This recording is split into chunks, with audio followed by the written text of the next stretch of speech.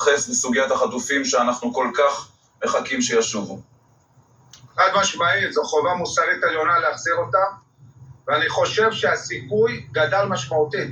ברגע שחמאס רואה שאנחנו גודים את חיזבאללה, מבחינת הביטחון, מבחינת באמת רוח, זו פגיעה מאוד מאוד קשה.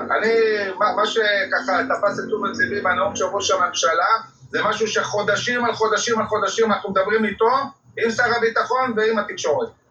הסיפור ההומניטרי, המפתח לשינוי בעזה, להפלת חמאס, לא רק כגוף צבאי, אלא כגוף שלטוני, זה להשתלט על ההומניטרי, לדחוק את האוכלוסייה כולה לתוך האזור ההומניטרי, להטיל מצור על כל האזורים ברצועה, שזה לא האזור ההומניטרי, זה גם רפיח, גם ח'אן יונס, גם צפון הרצועה.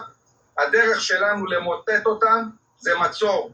אין לנו אין סוף כוחות, להתחיל עוד פעם ועוד פעם ועוד פעם ועוד פעם לעשות מתקפות, ואז לצאת, ואז חודשים שלמים לא לחזור לאזור מסוים, ואז הם מתאוששים. זה מה שבדיוק קורה באזורים של נצרים.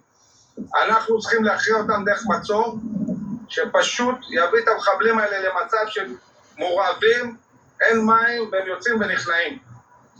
וצה"ל צריך למצוא את המנגנון איך לעשות את זה, יתייחס לזה ראש הממשלה, ואנחנו מצפים לראות שזה קורה, כי בסופו של דבר, אם זה לא קורה, ממשיכים לתת אוכל לחמאס, ממשיכים לתת לו כסף, כי אחרי זה הוא מוכר את האוכל הזה לתושבים, וביום שהתושבים הפלסטינים יבינו שחמאס לא שולט עליהם, אנחנו נראה את התושבים האלה בעצמם משחררים חטופים. וגם דרך אגב מצביעים על איפה נמצאים מנהיגי החמאס. יכול להיות שעדיין יש סיכוי לעסקה, אבל אני חושב שבשלב הזה זירוז המיטוט של חמאס יביא לנו את החטופים. בעזרת השם, ואנחנו בהחלט מקווים ומייחלים לכך.